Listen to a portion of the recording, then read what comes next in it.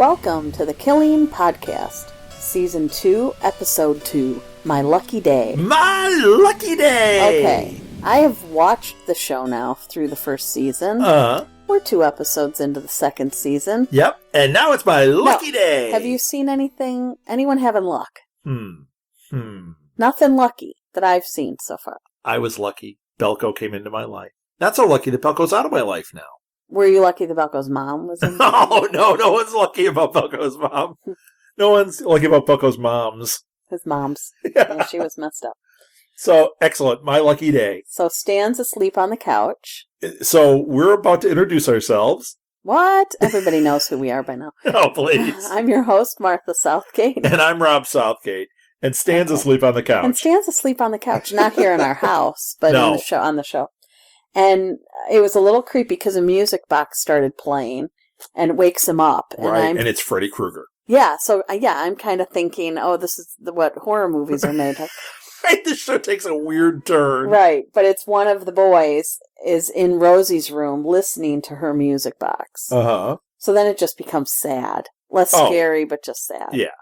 And he says he heard someone by the front door. Yeah, he said someone was outside. Now, why? Now it's turning back into the horror movie. It is. But why does he go into Rosie's room and play a music box if you've heard somebody out at your front door? What are you talking about? That's exactly what I would do. I would get my father and a very large baseball bat, and I would large baseball I would hand it to him. Yeah, or probably a fork would be more my style. But I'm like, get down there. Your style would be to hide in the room and go, right, but I wouldn't go quietly and play a music box. No. What kind of freak? What kind of freak? I'm saying the same thing. Okay, so he heard someone by the front door. Stan says he'll go look, and he sends him back to bed. And, okay, really. And what does he do? Well, wait he a second. grabs a bat. But. What? Everyone I know has a big butt. Let's talk about my big butt. Yeah. Okay, but he sends the kid to bed. What human, child or adult, actually ever does that? So he sends him back to bed as if the kid is really going to go back to bed and not see who's at the freaking door. Well, we don't know. Maybe he did stand at the top of the stairs and watch or whatever. Did you see him physically go back in and get in bed? No, of course not. Because I would say the same thing if Molly was there. I'd be like, go. And she'd go, yeah, okay, and then follow behind you. Right. And then she'd stand there and watch. And then she'd see the bloody backpack. The bloody backpack. Is that a euphemism for something? I hope not. That's horrible. So. Oh, gross. He gets his baseball bat. Yeah. I even wrote that Stan goes to check it out, and then I put in parentheses, with a baseball bat. Right. He trips over Rosie's backpack. Right. The son is there and sees it. Because he didn't go to bed. Because that's how it works. And what kind of moron wouldn't check to make sure the kid wasn't there? Why would you want him to see whatever was going to... Nothing. No, he probably didn't think something was really going on or that it was a reporter or something. There's nothing ever good behind door number 1. He's not thinking there's a bloody backpack out there. Well, there was. All right. So there's blood all over the side of it. And there's the boy. Oh, yeah. And Stan gets really panicked. Well, I would, He gets out in that street, and he's holding the bat, and he is scared. And I wrote, holy crap. Did you? I did, because this was, very unexpected. Did you write, holy bloody backpack Batman? No. No. I couldn't even say it, much less You couldn't even say it. It seemed funny at the time. It wasn't. No, not at all. Okay, can I just say something? Because now it says day 15. I'm so glad you're paying attention. That's the one thing I'm catching here. Okay, I like this next one because it's one sentence. Okay. The next scene, Sarah shows up at Gwen's, and does she have a doozy? She just gets to say, we need to talk. Yeah. We need to have a talk. There's been a slight problem with my accusation against your boyfriend. So Holder... the next scene, we see Holder, and he's examining the backpack. He's by himself, examining the backpack. Right. Well, he's at Stan's, and he's going through the backpack. So now we're back at Sarah, and she tells Gwen that you didn't say what was in the backpack, because we see what's in the backpack. Let us we see a hat. Okay. We see the Super 8 camera, which, if you remember... We had that stuff at the beginning. The Super 8 was the, I think, second episode or third episode. Mm-hmm. Here's the camera. There's no film in it. Now, I think they recovered the They film. They have the already. film because that's what was the bike thing Right. where they... And there was a pair of Rosie's panties. Ew. Yes. And that's why... Can you call them something other than that? What am I going to call them? Undies. Undies. Her undie gruns. No, it's not that kind of show. Funderwear. Was it? I don't know. I tried not to. I don't know. Did it have Superman on it? She's a teenage girl. What do you mean that kind of funderwear? I meant like funderoos. Remember, you could dress up like Princess Leia. They were called Leia. funderoos, not funderoos. No, they were called funderoos. Oh my gosh, I would bet you any... Okay, I usually lose every have bet. no money to bet. So I usually bet you, and I lose 100% of the time. They were underoos. They were called underoos. I know, you just called them... I almost gotcha. Okay, so... I don't remember what I was saying. Okay. So Sarah tells her, can I go now? Yes. So Sarah tells her the evidence doesn't add up. Yeah, Gwen is slightly horrified that he's lying in the hospital fighting for his life. He can't walk, and yeah. Yeah, oh, sorry. Could you just go over the details again? and she said, if he wasn't with you that night, then where was he? Belko fuse. Oh my gosh, they really... Stop looking at me like that, Stan. Oh. That's right. That was sad. Stop looking at me like that, Martha. But I mean, could you even imagine, first of all, having to be Sarah and tell her that this colossal mistake was... Yeah. Sorry, could you just go over those details again? And here's Gwen saying, he's dying. Yeah. He's paralyzed. Now, I want to go back to something, because we didn't even talk about this. They find the backpack.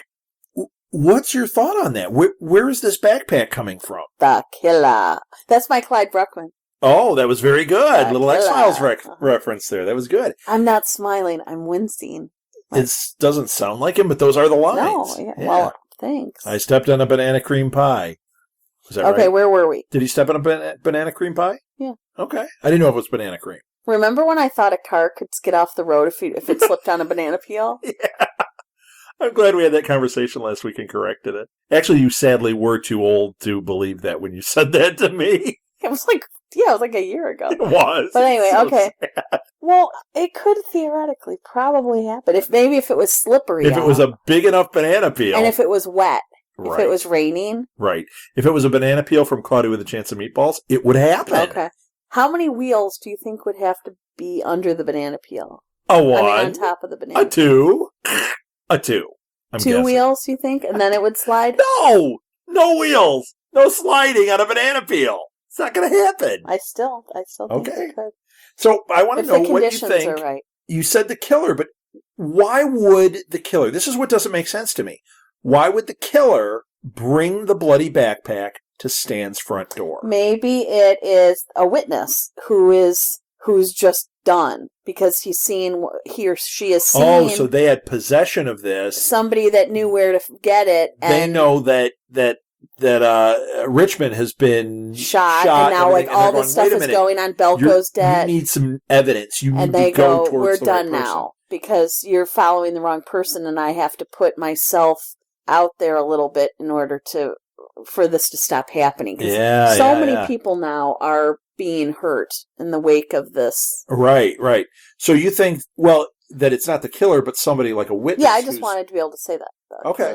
Because, I couldn't figure out why the killer would do it unless it was a serial killer trying to get attention. Like, you have tweaked me for, I was putting the bait out there, and now you're accusing somebody else. That makes me mad. You keep giving everybody else the attention. Right. And they get to die and get shot. Right. But I think, I don't know, maybe it's somebody who just feels guilty that things are happening and they... That's a really good thought. I hadn't thought of that.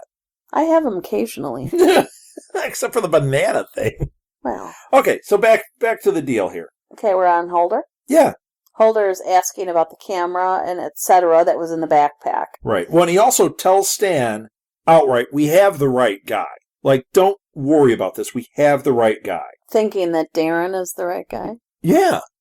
Yeah, because at this point... Because they're not speaking. Sarah and Holder aren't speaking to each other. They haven't spoken yet, no.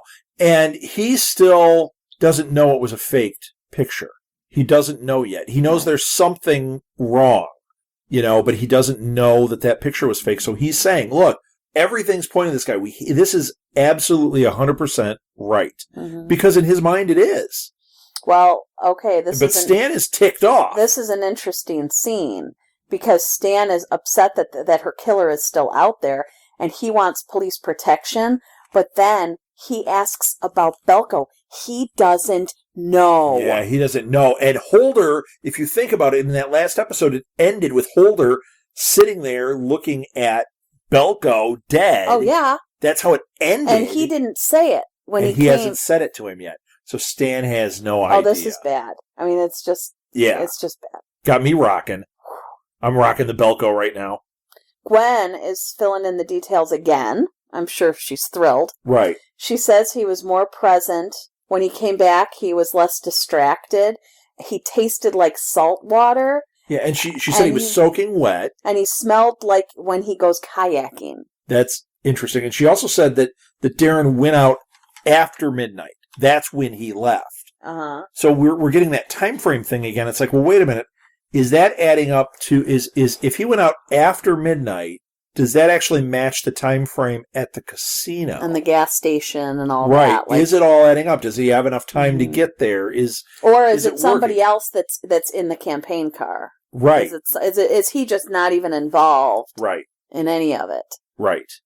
So this is a detail that was overlooked, was the timing, and Gwen is now coming forth with this saltwater thing. It's like, well, wait a minute. Where was he that it was salt water? Yeah, because it's not going to be a little lake, like a pond or something. Where she was found was a lake. It wasn't an ocean. So why is that salt water? Exactly. So if she had just said that from the beginning, right? A lot of I things blame wouldn't Gwen. happen. Fully. Clearly, it's all Gwen's Gwen, fault. you did it. So Belko, shoot. Oh, never mind, Belko. Yeah, too bad. Holder calls their boss. Okay, now he doesn't know this guy's corrupt. Right. He doesn't know yet because I keep calling her Sarah because I can't say her name very well. Right. But Sarah wasn't speaking to him, so they haven't put they haven't compared notes. Right. Put the pieces together yet. But he wants Oaks. Right. Or Oates. We get that wrong every time. The lieutenant. He wants Holder to take the bag to s2e2. Right. Okay? He's bypassing the guy that Sarah usually goes to. He's got his specific guy, and Sarah has the guy she trusts. And Holder clearly thinks it's strange. Right. And he says it like, why aren't we taking it to this guy? So And the lieutenant is just like, nope, take it to s2e2. His spidey sense is tingling. Yep. Okay, so now Darren. This is the first time we see Darren in this episode. Wait. The lieutenant also says to Holder, when he questions this, he says, this isn't her case anymore. This is your case. Mm-hmm. This is what you're doing. So, I mean, a lot of stuff is going on here, and Holder's spidey sense is tingling. Yeah, because it's not adding up, and it's not working. Right. So Darren wakes up and tries to pull out his breathing tube. Right. And Jamie. Oh, I forgot about that. Oh, yeah. Ugh. Jamie is trying to talk to the hospital staff, the doctors, and he wants to know when the guy is going to tell Darren that he can't walk. Right. And the guy's not telling him, and he's thinking, "Don't you dare leave this to me." And you're like leaving Jamie here. Jamie's not his relative. It's not his responsibility to tell him, and they're taking their own sweet time with this. Guess what? He's waking up, and he's going to know something's wrong. And Jamie calls Elise, Darren's sister, and she, again, I'm sure he's called her many times, she will not return his calls. Right. She's not answering. She's not returning calls. Who's that cold? Yeah. I don't care how much you dislike a sibling or something. If they're dying... Yeah, I don't know. I don't get it. I don't know. Well, we haven't... See, that's just it. This story with this Elise, we don't have this story yet. No. We don't know why they're estranged. We don't know... we've seen Darren I kind of am okay not knowing. No, but we're going to find out. I don't really... Yeah, that's not my favorite. Yeah, I know. Part, but we're going to find out. Okay. Well, I'm right. I mean, not for a while, but we're going to find out. So Holder brings the bag to s2e2. Yes. And I don't know what you thought of it, but s2e2, shifty. Oh, he gives him the backpack, and I wrote, something's not right. Yeah, I just wrote shifty.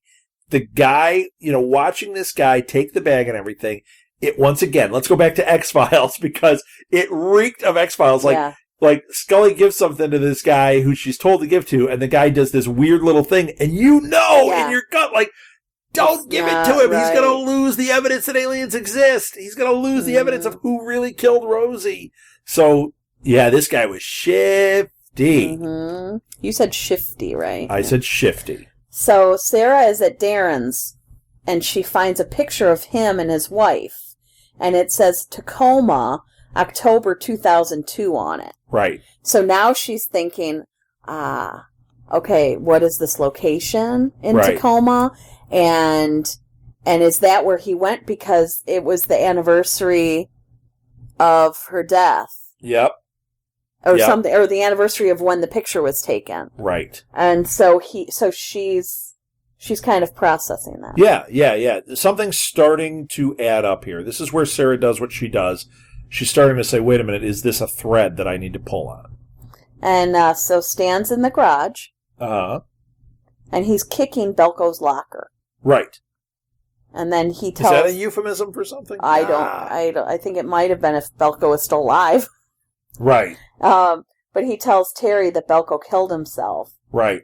And he totally blames the cops. Yeah. He totally blames the cops. And she says not to tell the boys. Yeah. About Belko. And Stan is, like, falling apart. But she says he needs to tell them about Mitch.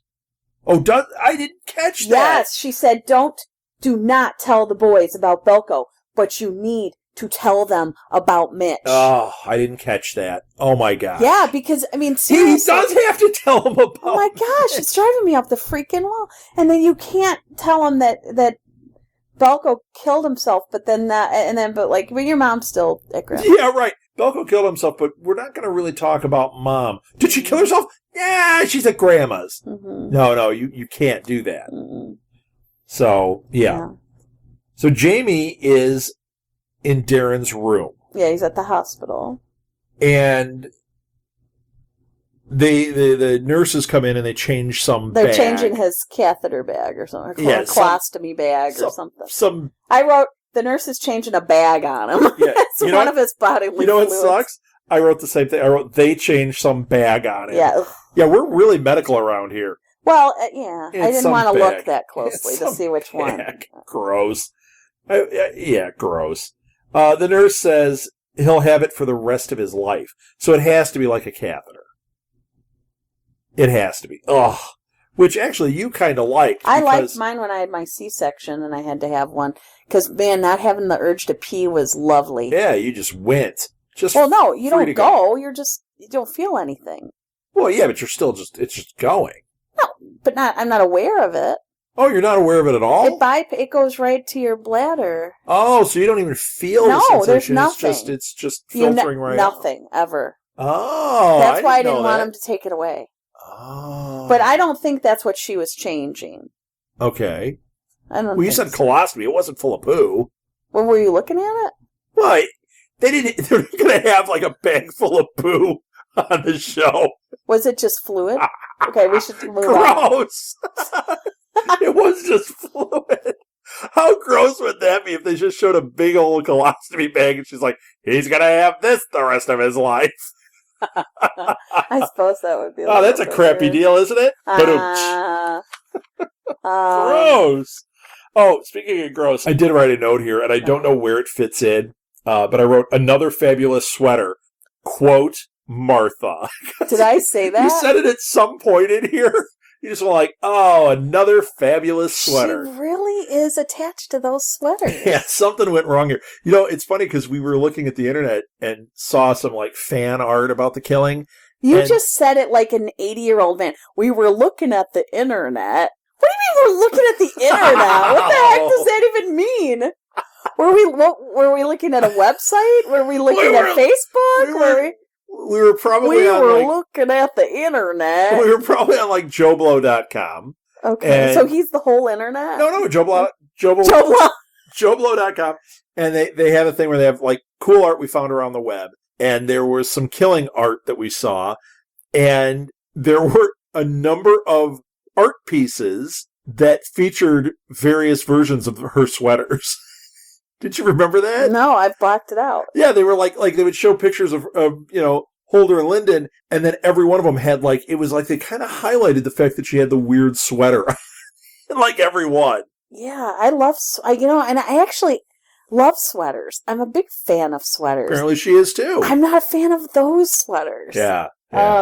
So anyway, so Darren asks for Gwen. Okay. And that's when he realizes he can't move his legs. And what does Jamie do? Does Jamie step up and say something to him? Nope. No, he leaves to find the doctor, finds out the doctor's in surgery, gets in the elevator and leaves. Yep. He is one step further down the avoid trail than Stan, because Stan at least deflects. Jamie just leaves. He just ran. That's like if the kid said, Dad, where's Mom? And he just, dum, out the door and was gone. How do you leave the guy in the hospital? Don't trip on the bloody backpack on the way out, Stan. He left him in the hospital room alone, waiting for him. It's thinking crazy. He just stepped out the door. The guy can't move. He can't get up. He can't ask anybody. Nobody's going to know where he is.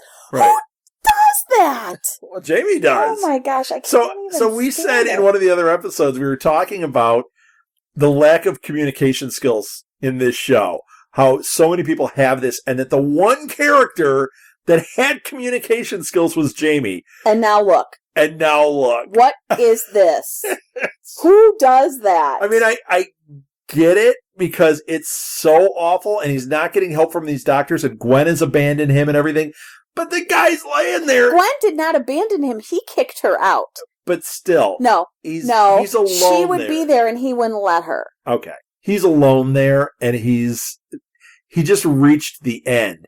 But the guy woke up. You can't just do that. I don't care if you're done. And if he says to him, you go out and you say, get the doctor in there right now. I'm not leaving until you do. If you don't have the ability to tell him, all he has to do is say it's probably the medication. Oh, dummy! So if I hear you say that, solve. Know that you're freaking paralyzed. But seriously, you just say to him something so that it appeases him until the doctor can come in and say, no, this is what's going on. But he could have said, maybe it's the medication. Right. Jamie couldn't maybe do it. It's something with the, just wait for the doctor.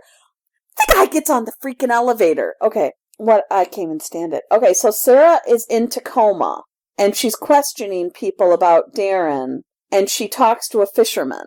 Right. Because she finds the bridge. Right. That was in the picture. Well, wait. Before that, she actually went there, and she said she's looking for a saltwater inlet.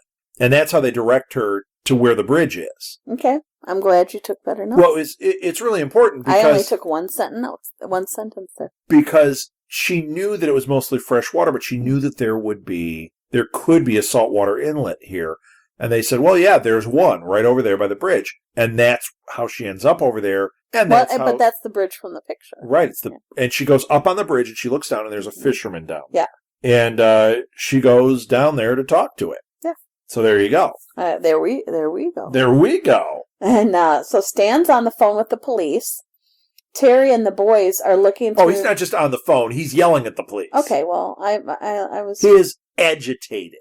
I can't even imagine why. Right. So Terry and the boys are looking... You've got to say why he's mad, too, because earlier when he had talked to Holder, I don't know if we talked about this, but Stan was really upset about the backpack and everything, and he said, I need protection. We need protection here for this family. And they won't put protection on. And Holder's like, yeah, of course, we'll send somebody over. And do they? No, because they don't care. I'm not saying Holder doesn't care. I'm saying, he tells it to his lieutenant, and the lieutenant's like... Well, because the lieutenant is corrupt. Yeah, we're not sending anybody over there. And no. These people are just hyper. Yeah. We've already got our man. There's no reason to send somebody over there. You're right. And what can Holder do? Right. So that's why he's on the phone. He's yelling at him like, there's no protection. No one has shown up here. Yeah. And then Denny... Well, no, what? Keeps saying that they need to get a dog. Well, no, but Terry and the boys are looking through Terry's stuff from her apartment. She has now moved in. Oh. She brought stuff from her apartment. Once again, I think I'm watching half the episode. I must be I took some pretty intense notes here, so I have a feeling that I was missing little things. Well, because we should go back to me being just goofy and just watching. He asked her to move in until Mitch comes back. Oh, right. So she's got her stuff. She's got her stuff, and so she's they're moving back looking in through here. it, and then Denny says, I want a dog, and they say Mitch is allergic. Right. But who cares? Who cares? Where's she? Right. Whatevs, man. Get the dog. That's right. So, yeah. Got an issue, Mitch? Here's a tissue. I wouldn't even give her that at this point. Take that, Mitch. I'm mad at her. All right, so... Good thing you're mad at her. I know. I know she cares. So then Holder talks to the chief. He's talking to the corrupt boss. Or to the lieutenant. And he says Stu has already cleared the backpack. Like, amazingly fast, Stu has already cleared the backpack. Well, and they say there are latents, mostly Rosie's, a few partials, but no hits. Right. Bull crap. Right. That makes no sense. Yeah, and he says... So, in other words, Rosie dropped her bloody backpack off there? Well, but he says... Ooh, what if it's like The Grudge and that happened? But the lieutenant says, it's amazing what you can get done when you have friends around here. Implying, it's a veiled...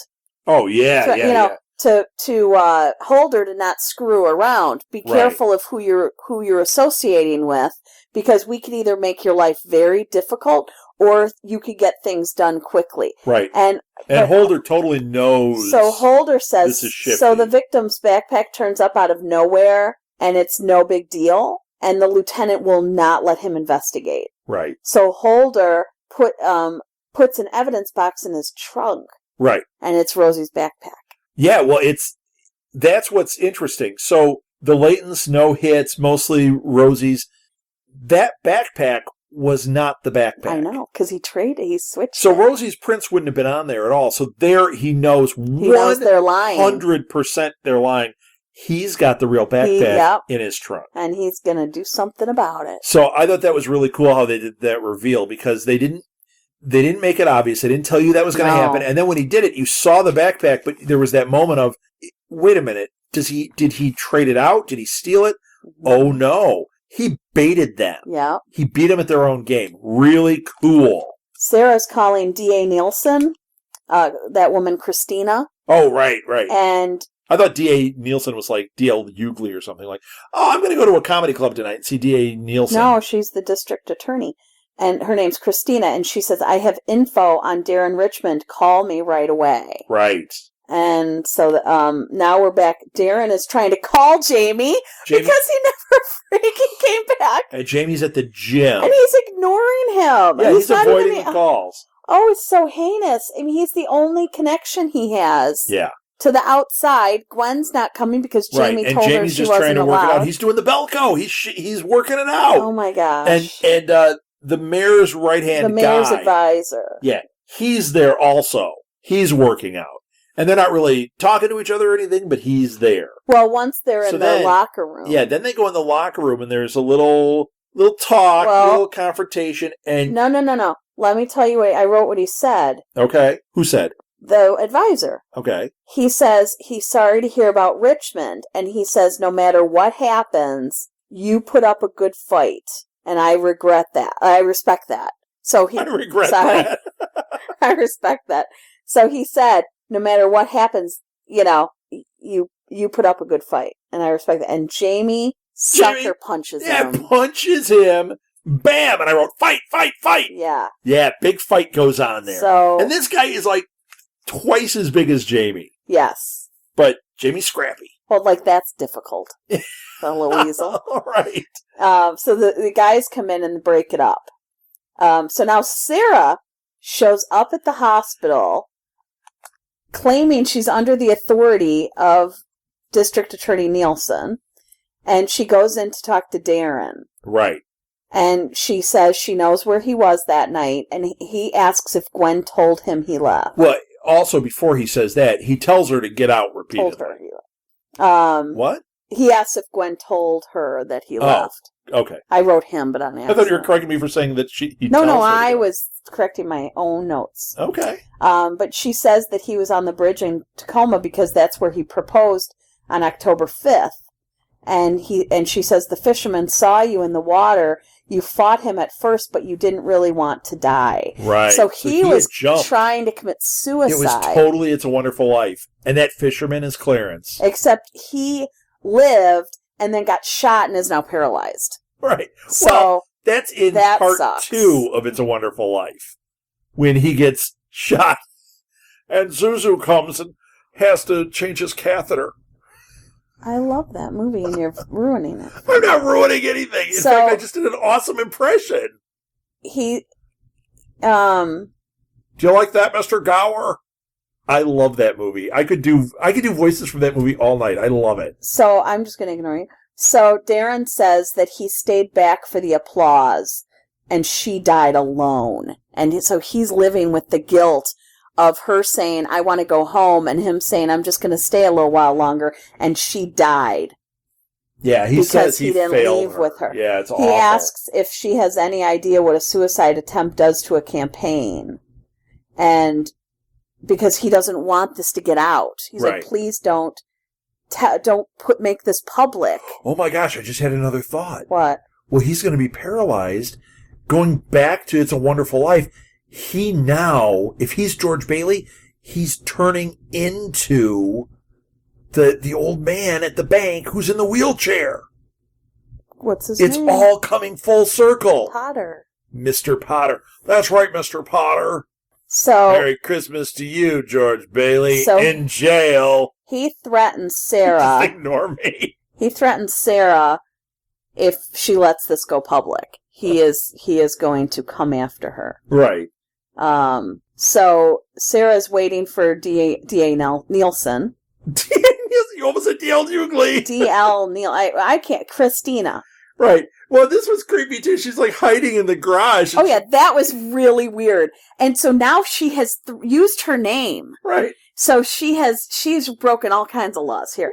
But she's waiting like a creepy stalker in like Deep Throat. Well, that's what Nielsen actually says to her. Like, if I knew I was meeting Deep Throat. So she lets her know that he's innocent and asks her to drop the charges and reopen the Rosie Larson case. Well, and tells her about the faked photos and everything. Like, this is going really deep now. And she's Christina says, I can't just take your word for it. So Sarah tells her to speak to what her witnesses herself, but keep it under wraps for a few days. And then the DA says, all right, you've got a few days. Yeah. But this is going to hurt her campaign. That's right. If once again, more political stuff going on. She doesn't want to get involved. Although this political thing I'm a little more interested in. Yeah. Oh, this is an interesting storyline. Yeah. So the mayor's mad at his advisor for fighting at the city hall gym. Right. Yeah, right. Yeah. That's not so good for the city campaign. Hall gym. That's what they called it. Okay. It's like you couldn't have fought at like a Lifetime. Right. You know, or a Bally. They're Why'd gone, you have to go fighting at the city hall gym? But you had to do it at the city hall gym in front of everybody and make it. Now it's public. You know. So Jamie is still ignoring phone calls and staying away from the hospital, and he's generally just falling apart. Right. Do you have anything to say? No, I'm completely lost on my page here. I didn't even hear what you said. I just said right. So the boys are... You're going to want to talk about this scene. The boys are fighting. Okay. They're creating a fort and weapons. Oh, they're in their tent. Because Denny says that Stan can't protect them. Oh, and they don't know that Stan heard them. Oh, my gosh. He's standing there listening to his boys. So now he feels like he's failing. That is the end of that. He now goes physically to the station to find Holder. Yep. And he said, you said you'd send a car by, and Holder says my hands are tied. Right. Because he doesn't know what's going on that side of things. He actually didn't go there to find Holder. He went there to yell at the police, and Holder walks by. To be there. Like, oops, bad timing, Holder. You know, and that's the kind of thing that would happen to me. Like, you had nothing to do with that part of it. You did your job, and you walk into it. So, yeah, that was a rough scene on Holder. Yeah. So Holder gets in the car with his sponsor. Yeah, we know is very corrupt and the bad guy. Oh, this was such a terrible scene. Yeah. This was really painful. Yeah. He, if I think correctly, yes. Oh, it totally is. I know what you're going to talk about. He tells the guy that he swapped the evidence. Right. And that his boss lied about the results. Right. Why would he do that unless we got the wrong guy? Right. So, well, once again, he doesn't know the sponsor's dirty. No, of course not. So Holder wants to tell... He hasn't put that together yet. internal affairs about Oakes, the guy turns on him. Right. And he starts yelling at him. He says, you got this job because you were a junkie. Yeah, he calls him a low-life tweaker. It was so sad. The guy admits he gave him the doctored photo using Sarah's badge number. So if Holder tells, she gets in trouble. Yeah, Holder is devastated. Devastated because he says that, your badge is crap. Yeah. He's like, we just gave that to you, you freaking loser, you know, just because you were easy to... Which really stinks because Holder is good. He's being so good. But he's good at his job. Like, yeah, he might not be as good as Sarah at that position, but he's good. But he's gotten a lot of things that she didn't get. Right. Well, she's got more experience than he does. Give him time. I mean, we're talking a really good detective, except for the fact that he got the wool pulled over his eyes by this guy. But why wouldn't he? Yeah. This is a guy he trusts. This was personal. Yeah. That's why this is more painful, because it was so personal. Yeah. And I mean, this is somebody that helped him get clean. The fact that he called him a low-life tweaker. Yes. It's like not just, I'm gonna treat you like crap here, but I've been holding this the whole time. You're just a low-life tweaker. It's so sad. Just cruel. So Sarah hears that the DA dropped the charges against Darren.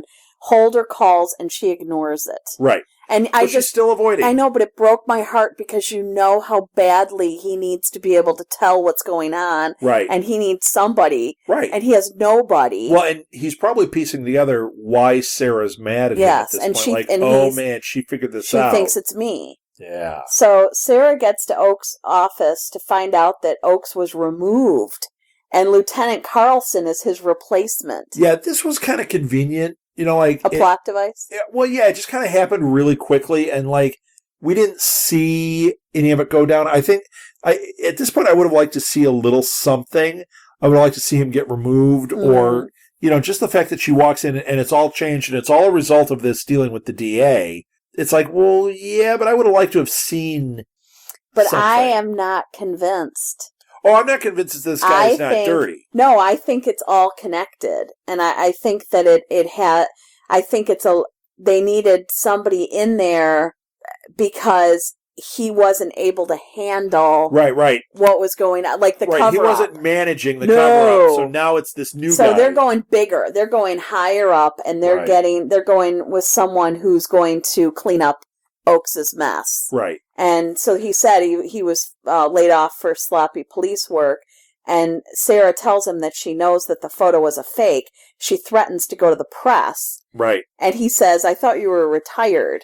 And she said that she's going to solve this case. Right. He says he's not impressed so far, but the DA told him to keep her on. Right. Well, which the DA wanted her on. And then she also says she wants to work alone, and this guy just forces Holder on. Yeah. Which ultimately is the right thing. No, but this guy thinks that Holder is one of the boys. Is a puppet. Right. Not one of them, but that he's being manipulated, and he has no idea that Holder that everything is rogue. Yep. Yeah. He's rogue. Don't you like that word? Yeah, I do. So Jamie shows up at the hospital, and he's pretty beat up, but of course he deserved it. Dr. Madigan told Darren about the paralysis, and then Jamie tells him they dropped the charges against you. Right. So he likes to just deliver the good news. I just went and avoided you for a couple days and didn't tell you that I was walking out of the room and not coming back. But hey, they dropped the charges. And as long as the doctor told you about the paralysis, who does it matter who tells you? As long as you hear it. Right. And I'm here to tell you they dropped the charges. Right. So we're all good. So friends. We friends again, Darren. Right. Yeah, no. Yeah, all BFF. Mm-hmm. So Terry. This was frightening. Absolutely a frightening scene for me. Yeah. This about did me in. So the thought of them losing another child. Why don't you describe it? Are you sure? I want you to describe it. So Terry forgot her cigarettes. Because the way I wrote it here, I didn't find it terrifying in what I wrote. Okay. So I have a feeling you're going to be a little more... Let me tell you.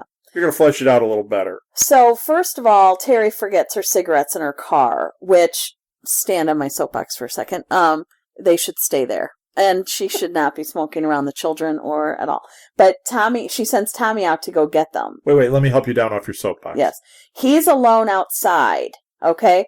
That was scary right then, because we don't know what's going on. Right. With this especially backpack. with that backpack, and now Tommy's running out there. And the reporters and all, and why is she allowing him alone outside? For her freaking cigarettes. I can't stand this woman. Yeah. There is nothing about this woman that's working for you. No. Yeah. No, she's very, other than the fact that she's physically there. Yeah, she's doing more than Mitch at this point. Well, that's why Mitch is so low on my list right now. But so he's alone outside. He goes to smoke. Right. He grabs one of the cigarettes and puts it in his mouth. Doesn't mean he was going to actually light it, but he was putting it in his mouth. He's pretending to smoke, or he's play acting it. And a guy comes up to him and says, "You're Tommy, right?" Yeah. Well, what? Before he says it, so maybe we should have gone with my notes, because before he says it, you see his reflection in the window behind Tommy. That frightening. Was scary. And then he says, "You're Tommy, right?" How does he know his name? Yeah. So Stan pulls up and grabs the guy. It turns out he's press. Yeah. He's some guy from the newspaper.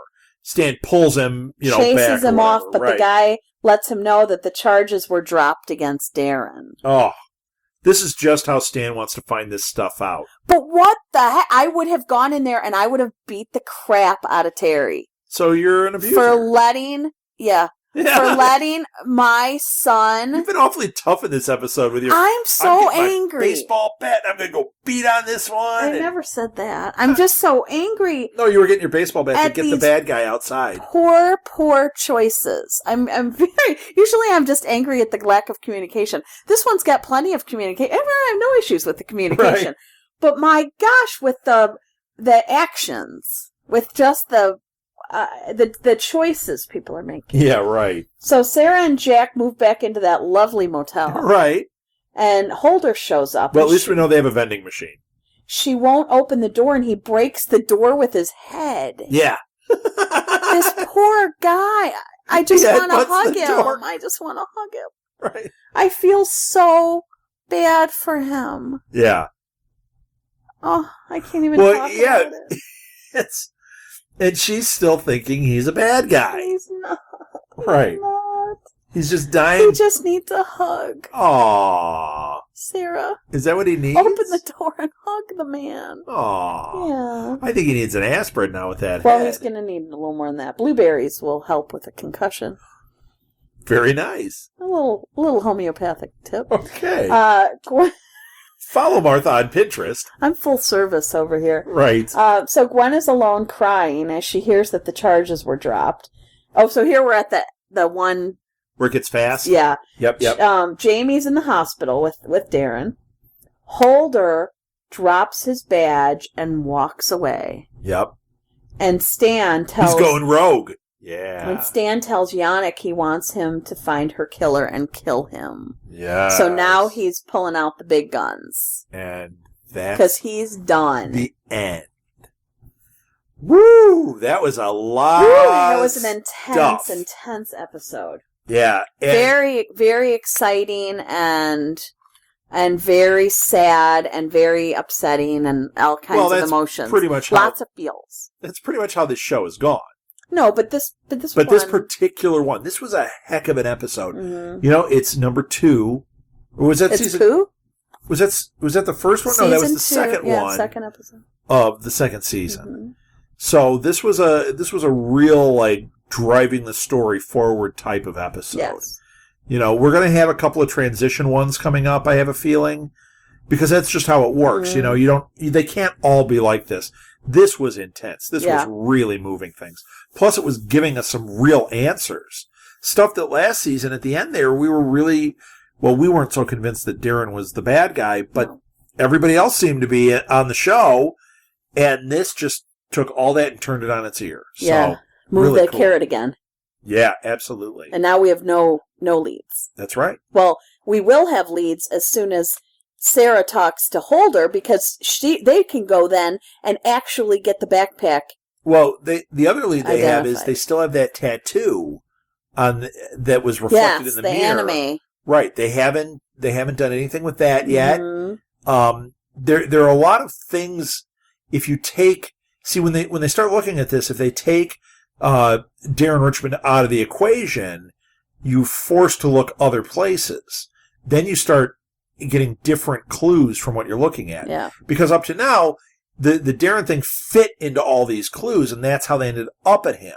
But now, if you know it wasn't him, okay, this one that we all made sense that it was him, who else could it be? All of a sudden, now it changes the whole perspective.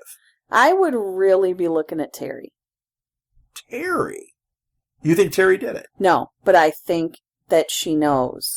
Oh, I don't know if she knows who the killer is. I think that she had something to do with it. And that's why she's there, because she has guilt. So much guilt. And that's why she was talking to Mitch on the phone and crying and all that. I think she's got a lot of guilt. I think she knows.